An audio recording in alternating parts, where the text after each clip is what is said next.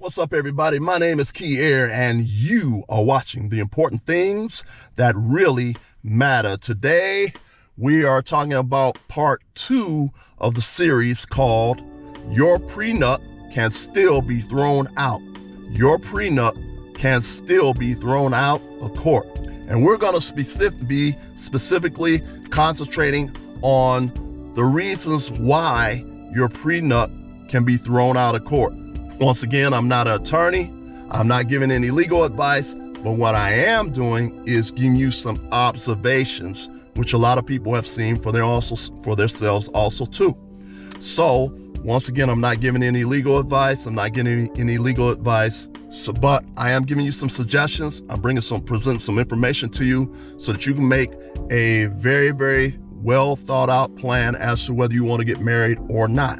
Also too, just because you have a prenuptial agreement, don't have a false sense of security. There are a lot of men that have a prenuptial agreement in place and they have a false sense of security that everything's going to be all right and you don't have to worry about anything. I'm telling you, you have a false sense of security. In the last video I talked about a couple of celebrities that had prenuptial agreements, and those prenuptial agreements were thrown out of court, period.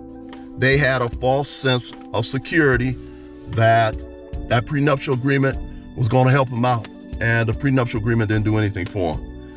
So we're going to go in this particular series. What I'm going to be talking about right now is the reasons why some of the prenuptial agreements are thrown out of court, and we're going to talk about some other things. So anyway, before I get into it, let me say fair use, fair use, fair use, fair use.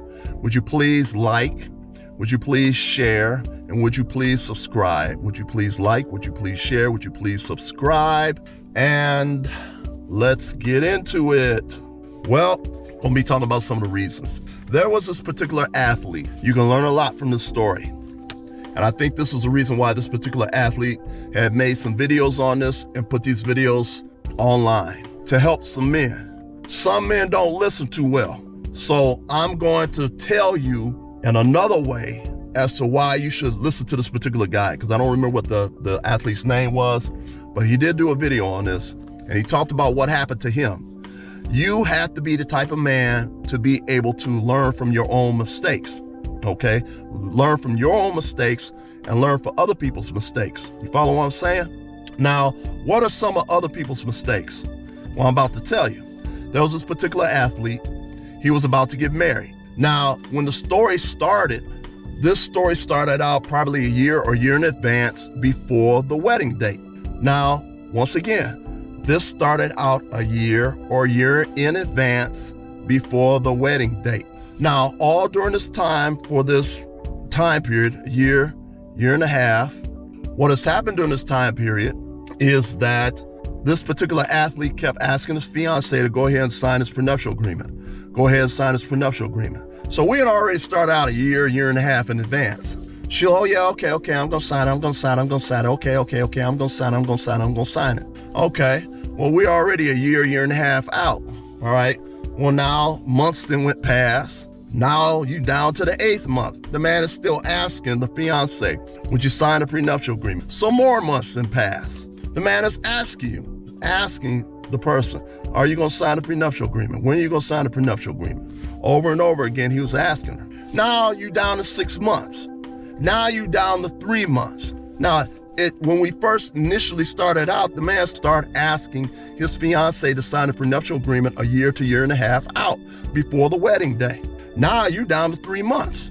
She still haven't signed a prenuptial agreement. Now he was down to 2 months. She still haven't signed a prenuptial agreement. Now she's down to a month. Still haven't signed a prenuptial agreement, okay? So we get real close to the wedding day, okay? The woman then says, I'm gonna sign, I'll sign it in front of people to let other people know that she was put under pressure to sign. She was told about signing the prenuptial agreement a year to a year and a half out before the date of the wedding, okay?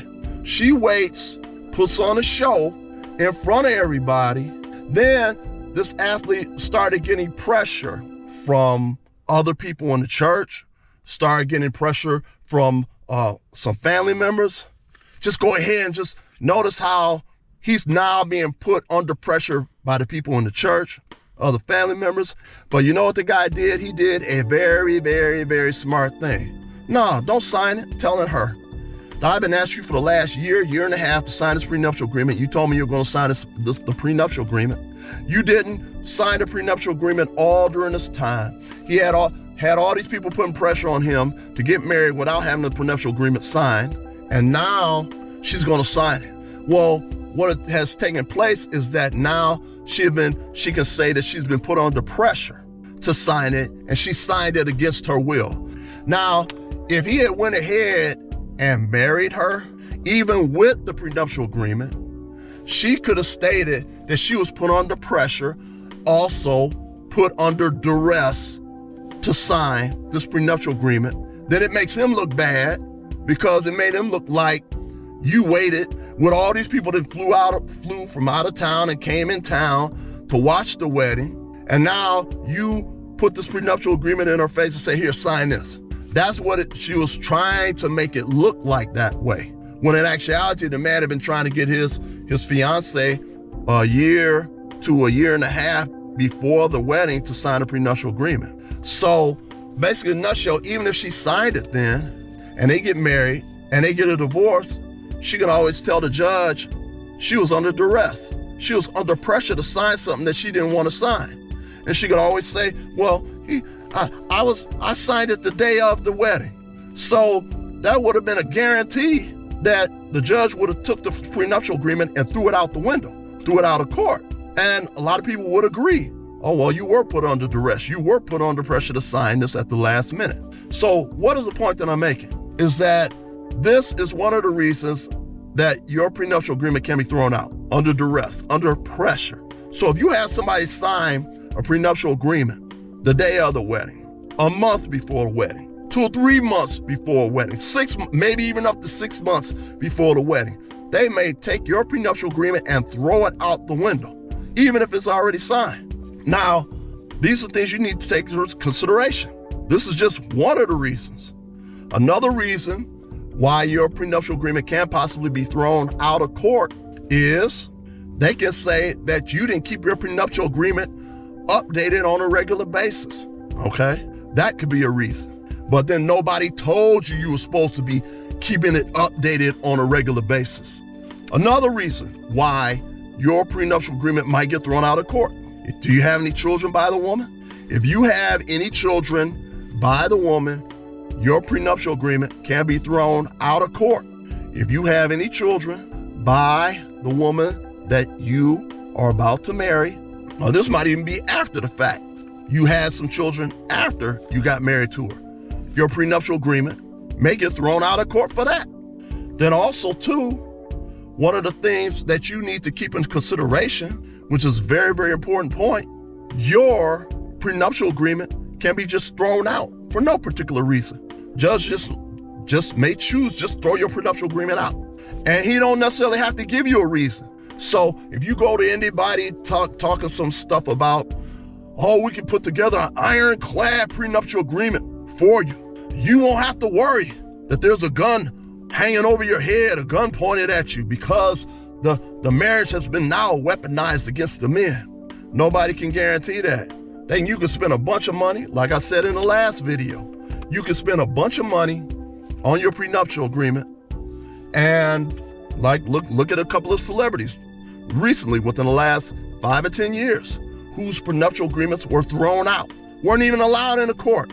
Judge don't have to give you a reason. You know, there was one particular celebrity spent a whole lot of money on his prenuptial agreement. Was it allowed in court? No. Was it signed by the other party, by the spouse? Yes.